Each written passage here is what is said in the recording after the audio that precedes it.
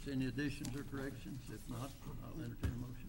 Judge, you got one correction on page 2, the second paragraph.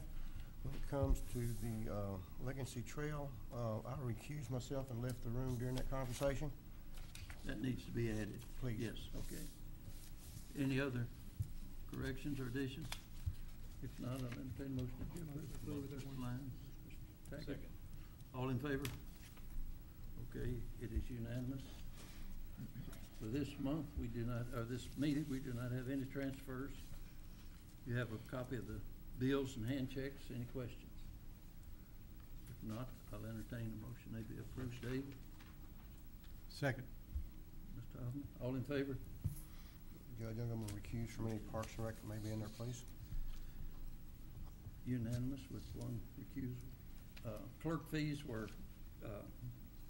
brought in at $93,674.26. That needs to be noted in the minutes. We have the state Scott County High School girls softball team with us tonight, and we have prepared a proclamation, which I'm going to ask our county attorney to read.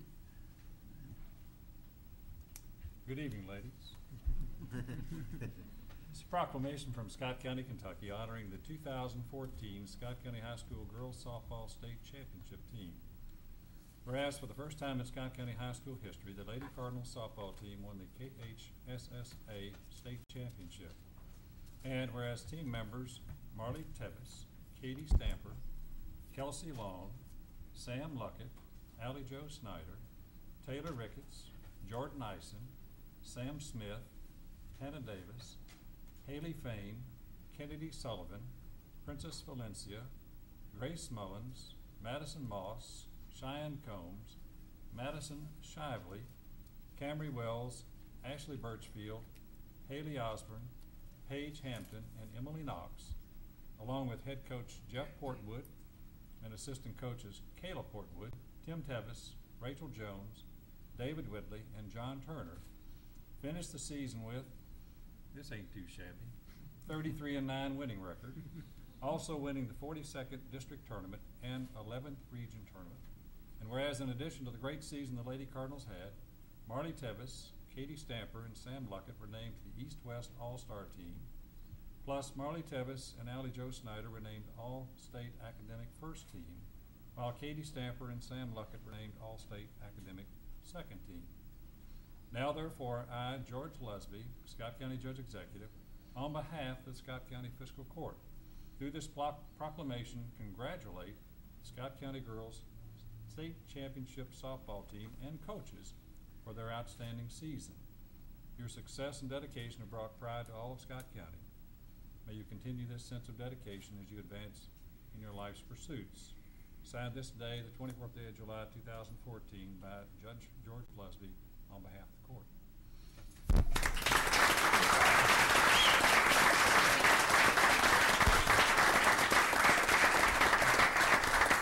Ken wants a picture up here with the team. and where is Jeff? Yeah, Jeff, we need to present you with this trophy. How you doing? Yes, sir. Good to see you. You're good. We'll fix the flag. Hey, great job, buddy. Hey, don't give this to you. Go, you can make your way back. Great. Congratulations. I want the court to get back here too. That's fine. Congratulations. Lane, how you doing?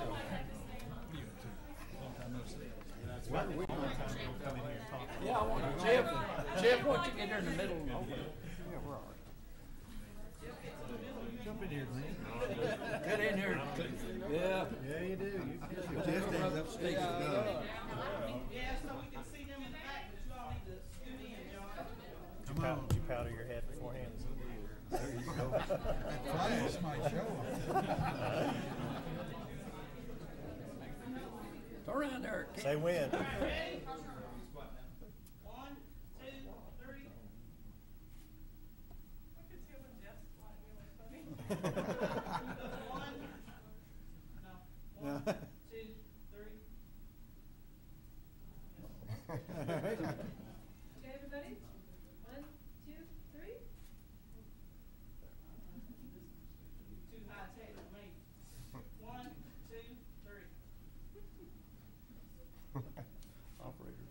Have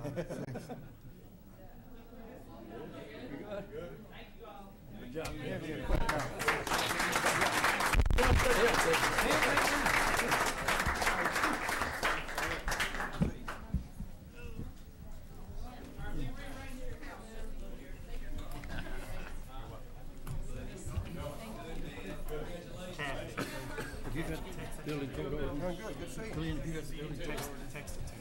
Stacy, you got it? Hey, wait a minute. Hey, before they escape the room, the Delaney Sullivan and Bianca Giusti, they both were playing on the 10U Sidewinders, which won the Summer Nationals in Myrtle Beach this week. It was in today's news graphic. Just keep it going. Are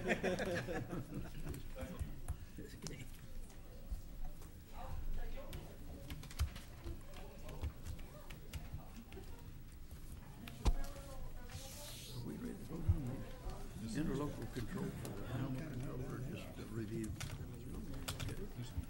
Yeah. Okay. We're ready for first reading on building code ordinance. Glenn will give you the highlights of that. This is an ordinance adopting the Kentucky Building and Residential Code for Scott County, Kentucky, ordinance number 14-02.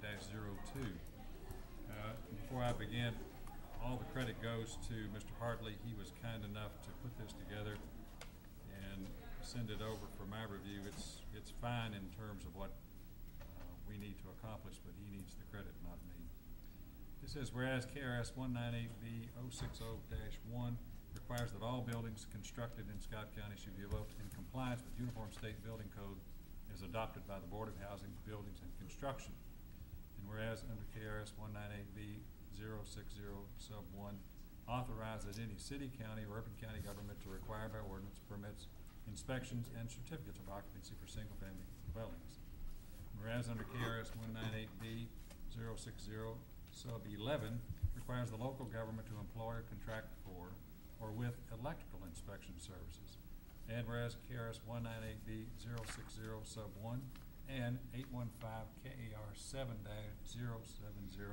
requires certified building inspector and other code enforcement personnel as necessary for inspection and code enforcement services. Whereas KRS 198B 060-18 authorizes each local government to establish a schedule of fees which are designed to cover the cost of the service performed, but not to exceed such cost. Now therefore be it ordained by the Fiscal Court of Scott County, Commonwealth of Kentucky as follows. Section 1 is merely the adoption of the Kentucky Building and Residential Codes. Section 2, you have a designated enforcement officer to perform those functions. And then Section 3, is the actual building inspection program. 4 are your permits and fees. They are attached to the back of this ordinance. And then 5 and 6 talks about if there are inconsistencies within that ordinance or if there is some type of declaration by a court or another body that says part of that ordinance is invalid, the rest remains in full force and effect. And the effective date would obviously be once it is passed and then published. Fee schedules, I won't go over, they are attached, but it gives you fees for building permits and for the HVAC permit schedule as well. No. Any questions on that? I'm sorry, it does. I thought it did. It does. As the electrical inspection, it's tucked in under, looks like third page back from the end of it. Excuse me. Glenn, I don't know if there's anybody to answer my question up, but we accepted BOCA at one time as our building codes. Is that still in effect? Yes, They may it's- call it it's- something. It's still in effect, but those things change from time to time, first of all. This is kind of a cleanup measure where we're adopting, or will hopefully adopt this. It is the same within the city.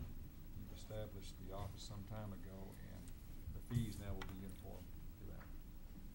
Any other questions? This is first reading. We need a motion to approve first reading. So moved. Mr. Hughes, all in favor? Okay, it is unanimous. The, Glenn mailed you a copy of the interlocal agreement for the animal control thing. We're not gonna vote on that tonight, but look it over. It's some minor changes. If you have questions, maybe they could answer them now. Glenn highlighted the areas that there were changes. And one place where we drew a line through, that's at our interlocal meeting months ago. The interlocal committee agreed to charge the city just for 2 full-time employees as opposed to 2 full-time and 2 part-time. And that's reflected in this interlocal agreement, those changes. Yeah, Mr. Hartley was, again, kind enough to send this over. After I reviewed it, I asked Andrew if he had any issue with adding the areas that you see highlighted on your copies, essentially to put the county in as an entity for our county ordinances to be enforced by the animal control. They do that now, but I thought it might need to be mentioned here. And then there's one other change that identifies the real property that we own at 1185 Cardinal Drive is property that the fiscal court can dispose of without any approval from the council, simply because it's titled to us anyway. And that's not been an issue. Is this a time where we can point out where things might need to be changed, or? Yeah. Yes, sir. Okay, all right. Page 7 at the top, guess what it talks about? Anyone? Talks about insurance? It should be more than $1 million per occurrence, not per person. So the 1 million per person is fine. No, it should be $1 million per occurrence, $1 million. It actually should say $1 million per occurrence because it can't be per person. It's $1 million limit total. Okay. So it's not gonna pay, if there's 5 people hurt, it won't pay $1 million every time. There's $1 million total. So it should say $1 million per occurrence and then $1 million aggregate is how the contract language would read. Okay. And then,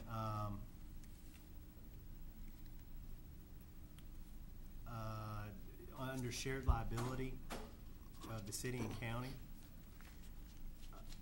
I don't know if there's an issue there because we can't share liability because we don't share insurance companies. So if we were sued as separate entities, then the city, since the animal shelter is insured under the CAECO policy, the city is a named insured under the CAECO policy, or should be according to this document. So I don't know if there needs to be a shared liability for claims on that, because what you're basically saying is if there's a $50,000 payment by the insurance company because of a liability lawsuit, we're gonna be responsible for 25 and they're gonna be responsible for 25. So in essence, they would have to pay us $25,000 or pay CAECO $25,000 to follow this. Does that make sense? Because fund, all the liability is coming from our insurance coverage. fund the deductible. Okay, did I miss deductible in here? Because I think it might need to be more specific to talk about funding the deductible on that than just sharing the liability overall. Okay.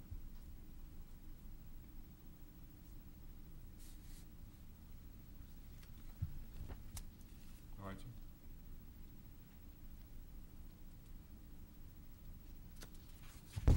Anything else from anybody? Question, did they tinker with the amount of notice prior to termination? It's 6 months now instead of that 90-day term that I think we've had in several other of the interlocals. But didn't we agree at one point that it would be 90 days prior to the end of a fiscal year? It was at the interlocal committee we did. Right, so the council has changed that wording in this document. That's what I was bringing to Yes. the court's attention. That's correct. Does it disturb you at all, Glenn, that we've got one interlocal that has one effective process for termination and it's not consistent with the others? Does it bother me? No, it's just something that we would need to be aware of or stay aware of, I should say. We spent a lot of time on this issue in the interlocal committee to make sure that if one side wanted to withdraw from an interlocal, that the remaining partner had adequate time to plan for that withdrawal and staffing and equipment. Which, this actually, It probably That gives makes you it a more time, sooner. though. yeah. Yeah, I As looked opposed- at it, Tom, maybe I didn't read it correctly, but I thought maybe the 6 months might even be better for us. Because we are talking about a fairly large service. But I know what you mean in terms of consistency of all the documents, but the 6 months in this one really gives us 3 months addition.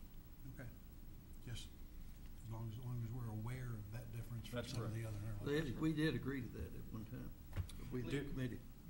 Do we want to have, oh, I'm sorry, go ahead. If a citation need to be issued or whatnot, would that be done strictly by the Georgetown Police, the Sheriff's Department, or would that also include the animal control? It will include them. There are times, even today, that the animal control department, they need help from law enforcement. Right. And that's been consistent throughout. But the ordinance and the statute, I think, provides them with citation authority.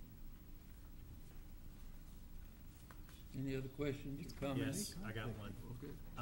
Under termination, back to termination, they struck, if notice is provided less than, and it says 90 days, but 6 months prior to the start of a fiscal year, the termination shall not be effective until the end of the subsequent fiscal year unless otherwise. Shouldn't that be put back in?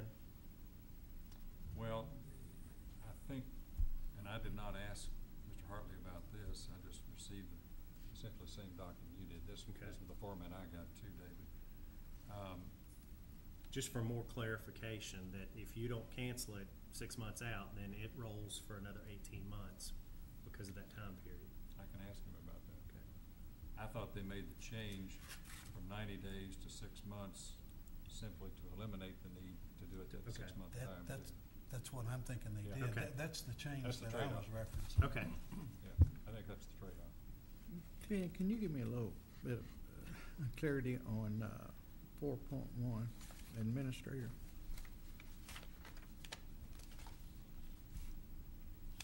It says that it'd be operated and administered by the county, and the provisions of the agreement shall be administered by the respective executive authorities of the city and county. I think the provisions of the agreement, of this agreement, the actual operation will be done by the county. But the provisions of the agreement, if there's some type of disagreement, then they gotta go back and forth between, obviously, the judge and the mayor. And Chuck, on your question, we did discuss at length that issue of our animal control officers issuing citations where they have not in the past. And Chief Bossy volunteered for the police department to provide training for those animal control officers to be able to do that process. I didn't think they did that in the past. This is- They didn't. Anything else? Okay. I'll take those back. I'll get a new draft amendments to be made out there tomorrow. Well, the next item on the agenda is the connector road bid. We had one, two, Judge, yeah. I'm going to recuse myself because one of the bidders, Frederick and May, is actually, and I think that's going to be the recommended bidder, is a Okay. client of ours. Okay, So, thank you. We had 1, 2, 3, 4, 5, 6, 7 bids, and as David said, the low bid was Frederick and May, $1,451,691.56, and HMB was the engineering firm, and that's the one they recommended. You want the rest of the bids? What was the high one? The high bid was $2,764,739.30. That was the first bid they read. I got a heart attack. Judge, I'm curious about the second place bid, how much money was left What? on the second place bid, I'm interested in seeing how much money was left on the table. $15,000. Pretty tight. Very tight. That was the first time this fellow had ever bid on road projects. It's incredible to me that a bid would be $1.4 million and they included the 56 cents. Could you really not round that one way or the We other? might have lost it. Tom, those guys did the S-curve project, Frederick, and they had that bid also. Talk a little bit about the area that Keno has to. If I don't you know if need to. That'll affect this tonight, but I need to tell you a little Okay, bit. okay, should we go ahead and bid on it? I mean, make a motion to accept the bid? Not yet. Let me kind of tell you a little bit, it kind of goes along with this entire project, where we are with the area that the county needs from Keenwood. And very easy to work with. They've, just today I received a call, was not present in court, but the message given to me by way of Central Bank representative is that the partial release that I prepared for the mortgages I mentioned to you, they may not even apply, but I'm just taking the safe route. And the verbal message given to me was that release is okay. Now, I did return the call, but the bank representative was out on inspections this afternoon, so I have not spoken with him, but intend to do that by tomorrow. I have also sent the proposed deed, copy of the partial release, and a cover letter to Mr. Brewer. Did that earlier in the week, and that precipitated a call from their law firm this afternoon. I spoke with them and sent them copies of both documents, and they're reviewing that deed. The only wrinkle that I have at least been made aware of, and I don't know that it's going to be an issue at this point, but I thought that the 0.51 acre tract, that's what we're talking about, for that real long strip there, that's between the right-of-way and the county-owned property. For some reason, I just was under the assumption that that was all of the area left that was not taken as part of the right-of-way. But when I spoke with the representative from the firm today, he made me aware that there may be some additional acreage, up to 3 acres, that are out there somewhere. And his question, well taken and well posed, was, do we need some type of a subdivision plat being approved by the planning commission in order to subdivide this half acre from any remaining acreage that they may still own? And I do not know that answer. It was too late for me to call the planning commission to run that by them, but I will do that tomorrow to see if that's a necessity. I just looked at that right-of-way map and the descriptions that were provided to us and felt like that was just a little bitty strip out of what I consider no person's land. But, you know, I've been informed today that there may be some additional acreage, so that said, and I don't know that that affects the bid tonight because that's for the total project, but we're still in the midst of trying to get that little bitty area. Everything seems to be fine in terms of the entities involved, but this subdivision plat thing is, like I said, a minor wrinkle that we may have to deal with. Where we are, and JR and I've been out there with Bill Brewer, that 3 acres is not what we're talking about. No. It's beyond the school property, isn't it, JR? It's not even on the school property. But with the road going through there, it could have some value. 3 acres right on the, but I don't know. I don't know what that has to do with anything, to be honest, but maybe it does. It may not, it may prove that it doesn't have anything to do with it. Yeah, but okay. That's just been brought to my attention today. I thought the court should even know before. Yeah. do anything. Well, we got to accept the bid or not accept the bid. How soon will the project start? We're anxious to get it started. Well, I understand, but Yeah. I'd say they would start mobilizing as soon as, I don't know the answer, but as soon as they get a notice to proceed. How much time do you need to do what you Yeah, that's need the to do? question. I would hope that we could get it done in a week or 10 days. If we have to have some type of minor subdivision plan to be approved, I may know that by tomorrow. If that's the case, we just need to have a surveyor or an engineering firm do that as quickly as possible, go to the planning commission and get it approved. And we might be able to do that on a fast track. Can we take the vote under the consideration of you getting with the judge to confer to protect the court? Well, if you accept the bid tonight, then I would do that under the condition that we work this out and more than likely not give them the go-ahead to proceed yet. But that way, once you got together, then Well, if we get the deed in and we do not need a new subdivision plat for the half acre, then we're home free. And that's just a little small part of this entire project, but you're gonna have to have that entranceway. yeah, that way we're meeting time periods. You know, as soon as you find out, you can get with the judge, we have the conditions set forth, and then it doesn't stop anything. Yes, sir. How would you like for it worded? Yeah. Well, Or would you rather wait? the court's inclined to vote on tonight, let's condition the acceptance to the conveyance of the 0.51 acre tract from Canewood to the Scott Fiscal Court. And delay the start of the project until that's been resolved. Subject to that. You got Yes. that, Stacy? Say it again, Stacy. Condition the acceptance of the bid on the conveyance of the 0.51 acre tract from Canewood LLC to the Scott Fiscal Court. And the start of the project is subject to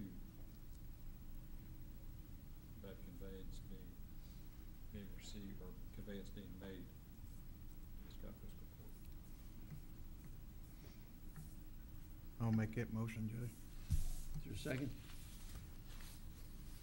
Alvin? And the motion is to accept the One of the things- low bid with that condition. Yeah. Yes. Tom, you asked the question of the money left on the table. Frederick and May were $1,451,691. And the closest bid was $1,476,000, so,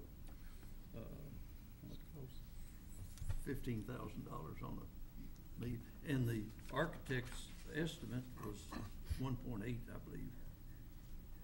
So, that, the engineer's estimate was $1,893,000, so apparently we got a real good bid on it. We have two, We have a motion. oh, I'm sorry, all in favor? I'm talking too much. It's unanimous. Judge, are we Get gonna David keep, back, JR, are we please. gonna keep using the term conductor road? We already got one. Yeah, that's a Well, good comment. well, we'll have to give it a name, yeah, it hasn't got a name yet. Hoffman Bypass. Right now, let's call it Park Road, just for identification. Okay, that's fine, yeah, we don't have to call it anything. But that won't be the name of it, we have a connector road. We have two Ethics Commission reappointments. Mike Shornick is finishing out a term, unexpired term, and this would be for a new term. Tom Johnson has had a complete term, these are 4-year terms. Judge, can we do those separate, please? Yes, sir. Thank you. Michael Shornick, I need a motion Got for a it. 4-year term. Bill Parker. All in favor? Tom Johnson? Judge, I'm gonna recuse myself from that one. Okay. Bill's recusing himself. All in favor?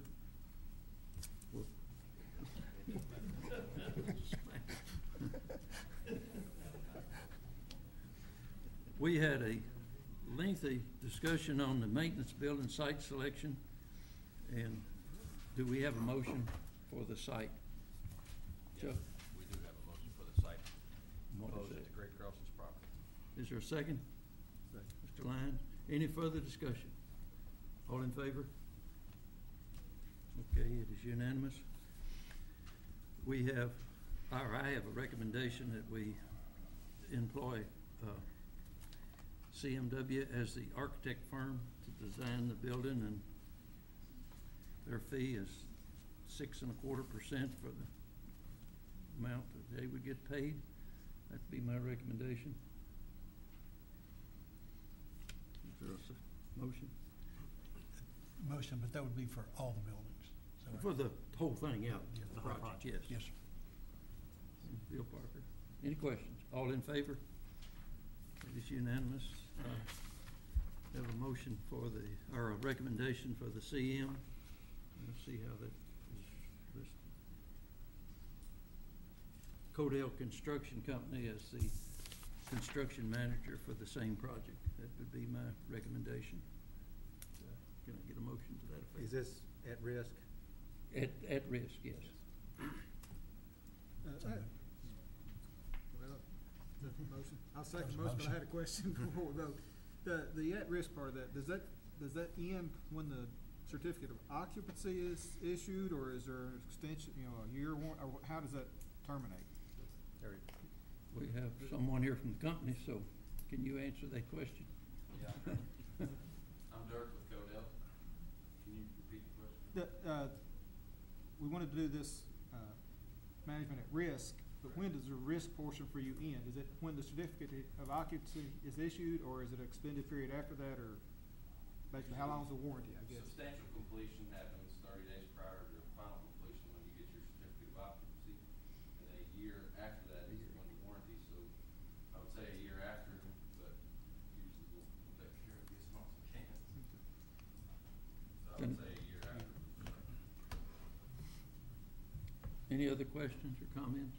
Okay, we have a motion and a second. All in favor? Okay. Unanimous? Where's my motion agenda? Here it is. Of course, let me back up real quick on that. There's gonna be a contract and everything drawn up. Yes. Okay, all right, I've got them right here. yep, okay. The EMS Smart Monitor bids came in. We had two bids. Physio, is that the way you pronounce it? Physio Control Life Pack, $333,935. Zoll Medical, $376,177.50. And Dave and Brandon have gone over them, and what do you recommend? I'd recommend the low bid of Physio Control. That's the monitor we currently have, and it would be a fairly shallow learning curve on a new product. I trust their support. They've been in our agency for over 15 years, so that's And my recommendation. That's less than the estimated cost, isn't it? Yes. Yes. We get some trade-in value on what we currently own, so that helped on the bid. Okay. They're gonna take 7 of the old monitors that we have and trade. I'll make oh, go ahead, I'm sorry. Are they gonna furnish a monitor for training?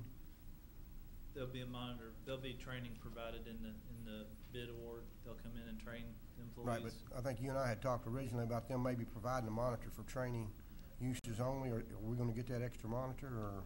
There'll be similar monitors that we can use for training, but it won't be a new monitor, if that's what you're asking. Okay. This is for 11 monitors, is what this is These will for. be frontline on the street, yes. Make Any- a motion. Any further questions? All in favor? Okay, it is unanimous. New monitors, new lifts. We're gonna do pretty That's, good. the bids are out for that. They'll be opened on the 6th, is that correct? Yeah. Thank you. Those are all the items I have on the agenda. Does anyone have anything they want to bring up? Anybody? JR? Oh, yeah. Yeah. Go ahead. A couple of things when the judges talked about, everybody's new vehicles that were put in this year's budget are starting to come in, and we're looking at, putting some surplus lists together and everything. One of the situations is, Mr. Goble, the coroner, we put in a new Suburban for his business. He has a 2009 Ford Escape that didn't quite fit him real good, so, the electrical inspector has, shown an interest in wanting it to replace one of his older vehicles. They were a 1999 truck, a 2000 truck, and a 2002, so this would be making use of what we got. In order to give him that, he would be giving up a 1999 Chevy S10. And Parks and Rec has shown an interest in wanting that truck. The Blue Book value on it is like $1,200. If we put it up in surplus, I don't know what we'd get out of it, but, I know Parks and Rec blowed up the engine in an S10 just not too long ago. Another little Ford Ranger that they had, the front end went out of it. It was not worth fixing up, so this would be a big benefit to them by shifting it over to them to run back and forth from the wave pool to the pavilion, pick up parts and everything for the maintenance division, so. With y'all's approval and the judge. This sounds like JR's used car. Well, what we're trying to do is save some money. Yes. Do you have a chart for all that? I do. It's called BR 559. Basically, the motion would be to take the coroner's vehicle and give it to the electrical inspection's office, and the electrical inspection's vehicle and give it to Parks and Rec. Yes. That's the motion. Someone will make it. So moved. David, second. Any questions? Can you repeat all that, JR? All in favor? Okay. Judge, I'm gonna recuse myself. Okay, Bill recusing. Anyone else? Stuart, you have anything for the good of the order? David? I don't either. Alvin? I don't either. It's been a long night. No, sir, I'm good. Bill? No, sir. John? JR, I'd like to see their faces more when you take the word to the road crew, garage.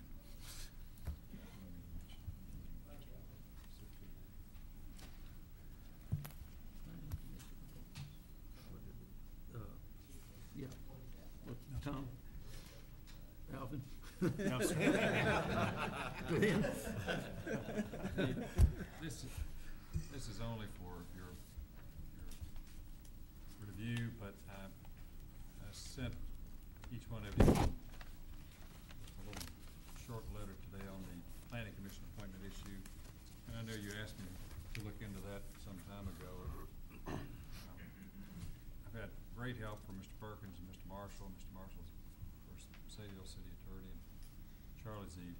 been counsel for the planning commission for a number of years. Two decidedly opposite views that we've all collectively looked at or looked over. Rand has talked to Mr. Perkins. I have not had time to do that, but we've been conversing between each other.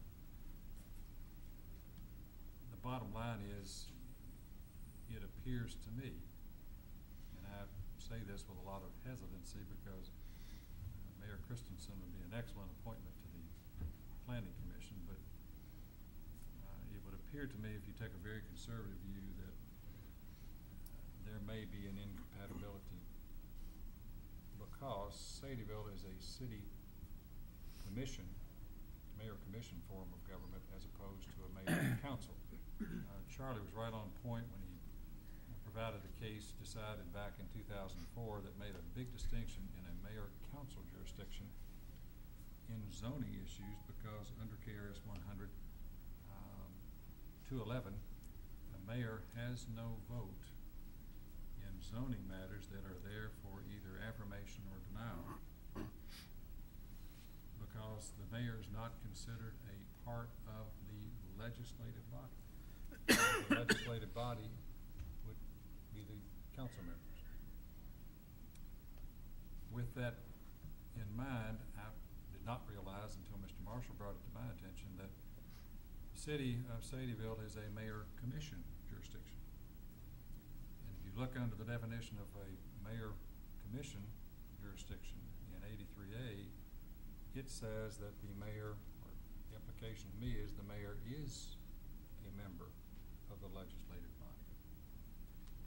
That goes back to a 1999 appellate case called LaGrange City back in Oldham County. And that 99 Court of Appeals opinion said a city council member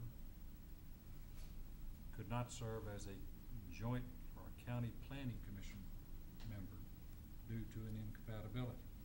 Again, that legislative body type definition, so it's up for interpretation. I have not found anything that is definitive as to the commission form, but taking, as I said, a very conservative view, I don't know that the appointment can be made, even though there's arguments on both sides.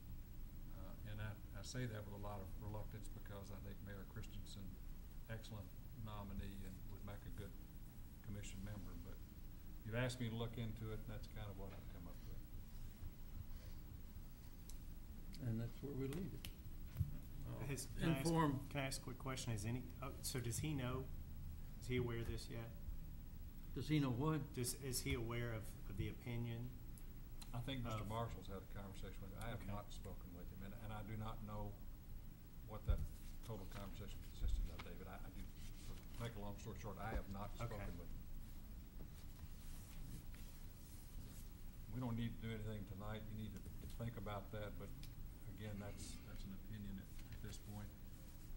I've not talked with Mr. Perkins since I've looked at this third or fourth time, and as I say, Mr. Marshall has helped quite a bit too, so think about that, look over it, and by the time we meet next, I'm sure we'll have an opportunity to speak with the mayor.